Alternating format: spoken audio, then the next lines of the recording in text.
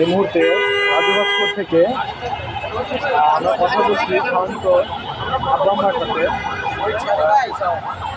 আসুন আমরা সরাসরি আমার পিতার কাছ থেকে আমাদের কাছ থেকে এই বিষয়ে বিস্তারিত একটু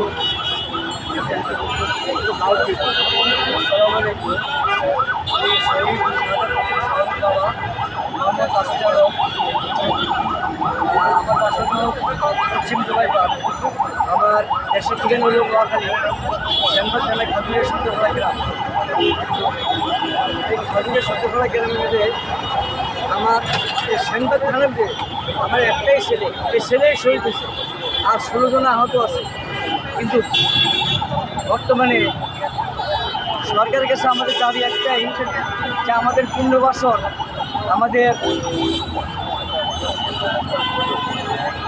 আহতদের পুনর্বাসন, শহীদ পরিবারের পুনর্বাসন, এমনকি যা যা দেওয়ার কথা ছিল এখন আমরা কিছুই পাইতেছি না। এবং যে পেশির সরকার, এই সরকারের আমরা বিচার চাই। এখনও কেন বিচার হইতেছে না, এখনও কেন আসামি গ্রেপ্তার হইতেছে না? সরকার কাছে আমাদের এটুকু আবেদন। দেখেন পেশিরা বর্তমানে ঘুরে বেড়াইতেছে, পাড়ায় মহল্লায় অলিতে গলিতে তারা ঘুরে বেড়াইতেছে, তাদেরকে কেন গ্রেপ্তার করা হইতেছে না?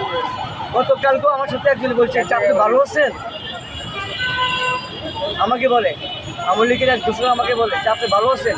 অতএব সে কি একজন লোক, তারা কীভাবে পার পেয়ে যায়, তারা কীভাবে ঘুরে ফিরে করে, তাদেরকে কেন গ্রেপ্তার করা হইতেছে না? থানার কাছে আমার একটা আবেদন, তাদেরকে গ্রেপ্তার করুন।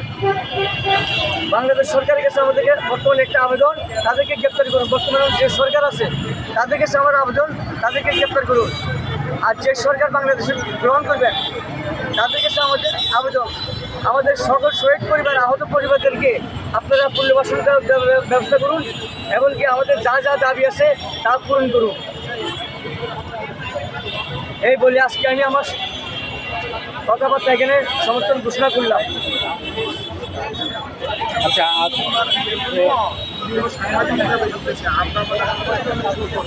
আপনার আজকে আপনি যেখানে বসে আছেন এর পাশেই ছাত্র জনতা একটা মঞ্চ করেছে, যে মঞ্চটা হচ্ছে যে বেশিরভাগদের আপনার তাদের এই অমি সরকার তাদেরকে নিষিদ্ধের দাবিতে গণস্বাক্ষর থেকে শুরু করে এই দাবি তারা তুলেছে।